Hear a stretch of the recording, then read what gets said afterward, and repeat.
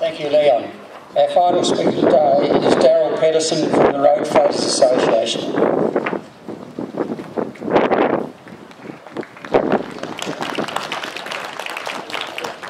Okay, thank you. I'd like to thank Peter Manuel for inviting me here to speak today. I'd also like to thank Brian Laverell for his accommodation. I came from far north Queensland.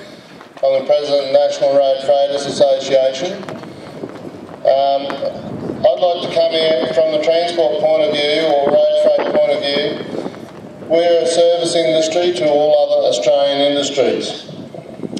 If all the other industries, our farmers and producers, fail, then we fail. We need our customers, which are farmers, which are producers, manufacturers, and we are losing them at a very fast rate in this country. We have our own set of circumstances with road freight industries, with the fatigue laws, registrations that have been quadrupled under the Labor governments that we have at the present time. And it's making it harder for small independent businesses to keep operating against the multinationals. And I believe we're seeing the same thing happening. Our food bowl is being destroyed and we're allowing imported food into the country, which I think needs to be stopped.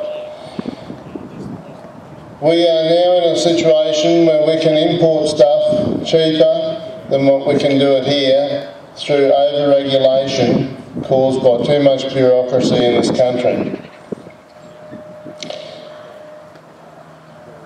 The NRFA was actually formed as a grassroots organisation in 2007, 2008 to represent people on the ground in the road freight industry, because our so-called peak industry groups have sold us out. And from what I've heard here today, the same thing is happening in the primary producers farming industry. Your peak industry groups are selling you out. Each and every one of my board members are involved in the road freight industry at grassroots level. They're all either truck drivers, owners, operators, or some are wages operators, and some of them are pilot, vehicle drivers, etc. But they are all involved in the industry at grassroots level. And I believe that we need to keep working together as a coalition of industries. The NRFA sponsored the Coalition of Industries rally to Canberra. I was very proud to lead convoy number 2 from far north Queensland. And for the first time in my life, I've seen all industries work together. And we need to do that to keep pressure on the governments and tell them that we are not going to let our country go down the creek. Because the way it's going at the moment, we are being sold out. We are being sold out by bureaucracy.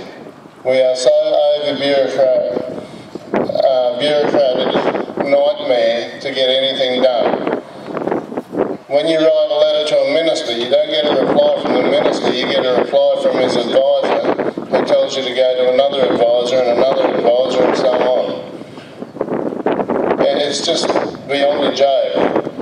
And I would say, from my perspective and listening to the stories here today, with the coal seam gas, with what's happened to Janet and Matt over in WA, Kate from New South Wales and now Queensland, this is happening all the time. And from where I stand as a transport operator which services primary producers, most of my personal business is primary production supply. So when our farmers hurt, my business hurts. And many of our members are the same. We touched on the live export bans, absolutely decimated the graziers in the northern end of this country. And from my association's point of view, decimated a lot of our livestock carriers.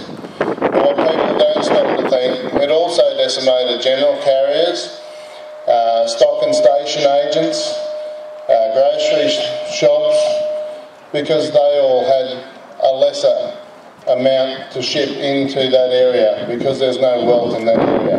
If a farmer can't afford to build new fences, then he doesn't need that equipment bought in. If he can't afford a new tractor, he doesn't need that equipment bought in. If he can't sell his produce, he doesn't need it shipped away. Therefore, we as transport operators don't have a job. So, very much so, the transport industry relies on